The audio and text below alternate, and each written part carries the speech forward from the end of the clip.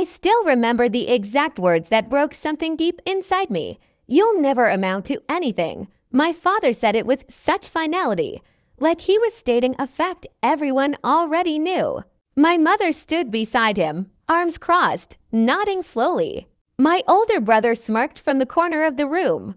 And I just stood there, 23 years old, holding the acceptance letter to a distant university that I had worked 3 jobs to get into. That moment shattered me. My name is Aisha Khan. I grew up in a traditional family in Multan where daughters were expected to marry well, stay quiet, and never dream too big.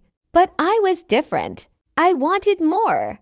I wanted to serve my country. I wanted to wear the uniform. I wanted to become someone who mattered. Instead, they laughed at me.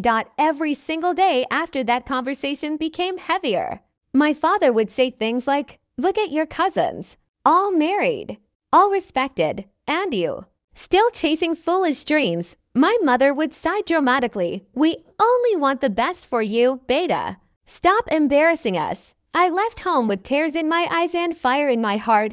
I joined the military academy against their wishes. The training was brutal.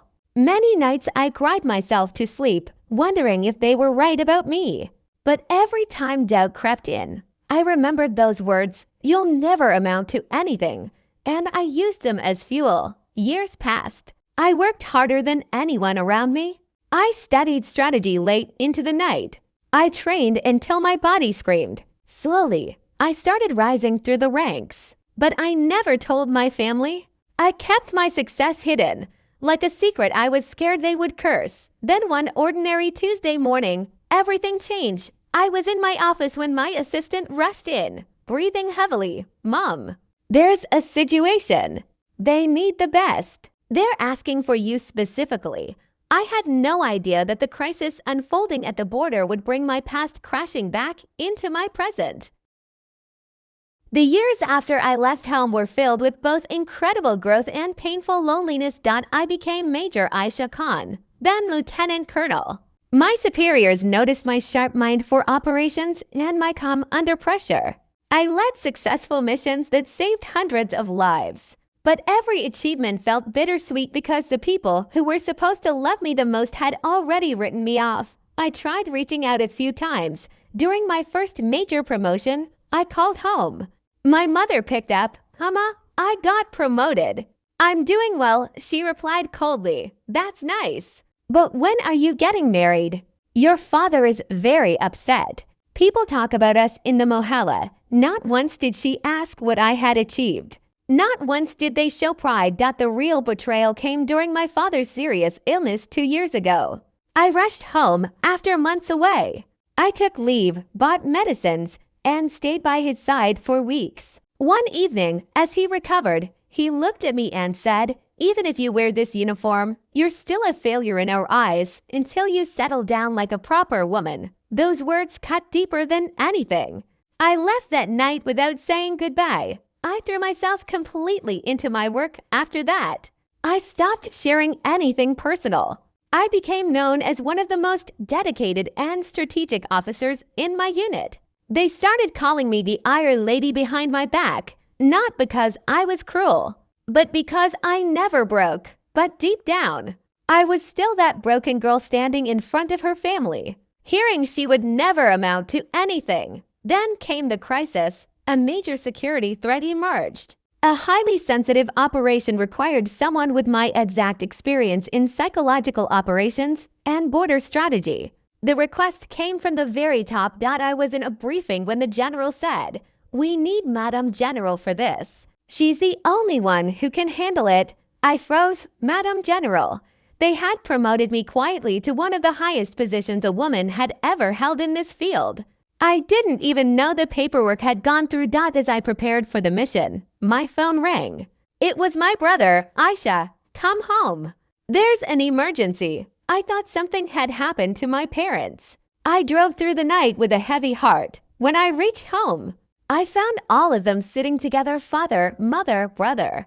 Even some relatives. My father spoke first. "The family business is collapsing. We made some bad investments. We need money. A lot of money. You work in some office, right? Help your family. I stood there in my uniform, the weight of years of rejection sitting on my chest. They didn't even know who I had become. They still saw me as their failure. The next morning, everything unfolded like a movie I had waited years to see. I received the official call. A military helicopter was being sent to my location.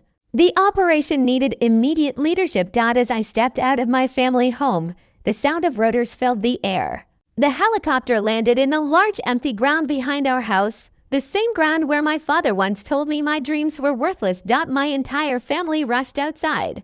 Confused and startled, soldiers in full uniform stepped down. One of them approached me and saluted sharply. "Madam General, we need you. The chief is waiting for your command." The look on my father's face, I will never forget it. Shock, disbelief, shamed up my mother's hands flew to her mouth. My brother stood frozen, mouth open. I turned to my family, my voice steady but filled with years of emotion. "You once told me I would never amount to anything. Today, the country needs its failure." I boarded the helicopter without another word. Over the next few days, I led the operation that successfully neutralized the threat. My strategies were praised at the highest levels. The mission was a complete success. News channels started showing my name. When I returned, my family was waiting. My father, the man who once spoke with such authority, could barely meet my eyes. Aisha.